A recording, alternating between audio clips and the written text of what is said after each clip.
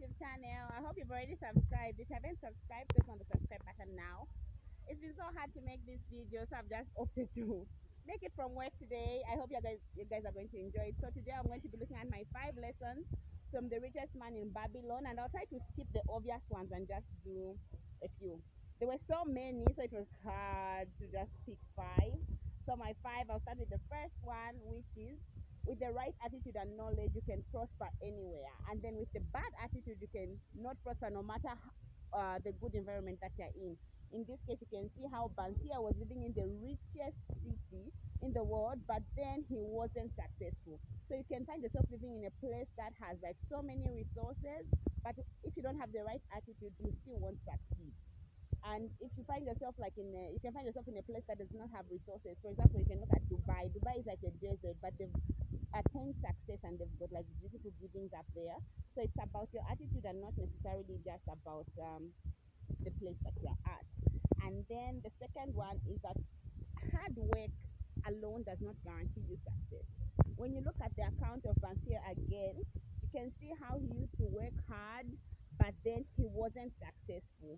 So even if you work hard and you're working hard, you still need to have financial discipline, and that's why you should read about books that help you to be disciplined financially, and also talk to people who have got financial discipline to find out how they've been able to work with the resources that they have. Then the third one is that it costs nothing to ask for advice.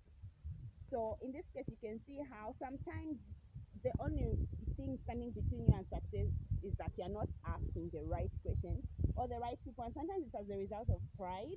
But you can see how when Akkad finally asked someone, he said, "How did you make wealth?" He told him how to go about it. And it's like every time you will always be able to find somebody to advise you. And also, sometimes you might want to venture into a certain business that other people are already doing. So you can always ask them how they are doing it and how they are successful. And then the richest man in Babylon also teaches us how we should still be careful even as we ask these people, because you can see how Bansier went, was it Bansier or Akkad? Yeah, one of them went to ask bricklayers about jewel stones. So you should know the right people to ask. Like if you need to ask about farming, for example, you can find farmers. If you need to ask about makeup, you can find makeup people who are good at makeup, and then just ask those people. So you should find the right people to ask the right questions. Then that was the third one. The fourth one is that saving is good, but you should make sure that that money that you save works for you. So as much as putting money away is good, you should really find ways that you can grow that money and how that money can work for you. This is also highlighted in the Bible in the parable of the talents. There's that guy who just put the money away and then he gave back the boss just as it was. But then there's a guy who invested it. So you should find ways to make your money work for you other than just investing it. So you can just like maybe invest towards save towards a goal to invest. So that's what I learned from the book, that you can save, but you should try and make that money work for you. Sorry, like the driver is waiting for me even right now. I just have to do this. So the fifth and last one is that wealth creation takes time and discipline. So you can see how was it Akademi's name? You know, I keep confusing these names, but he lost his savings for a year.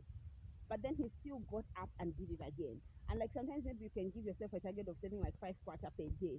It seems like a small amount, but if you are disciplined in that, then you can go a long way. And like my favorite story in the book, a highlight for a lesson is when he was talking about how if you tell yourself you'll be throwing a rock in the river, 1 rock in the river per day, then it won't make sense for you to be like, oh, why am I throwing one per day? Let me just throw all of them. That means that you haven't really stuck to your goal. And then also when you miss a day and you're like, let me throw two, it still won't do you good, because consistency is about setting easy targets and then just going along with those targets. So if you say you're going to be throwing 1 rock in the river per day, then make sure it's that 1 rock every day. It's better if you forget, you walk back and pick up that rock. So that's one of the things that I learned. So those are my 5 lessons from the richest man in Babylon. My next video is going to be about 5 lessons from Born a Crime. So look out for that. I'm excited to be doing that. And then the last lesson, like a bonus lesson or whatever you can call it, is that don't just hold your money, spend it, enjoy your life. Money is meant to be enjoyed. So yeah, thank you for watching. Remember to like my video, subscribe to the channel, and follow me on Twitter and Instagram and also my Facebook page. My Facebook page is called Sekai Impact, but otherwise everywhere else I'm just Sekai Fikiri. See you. Thank you for watching.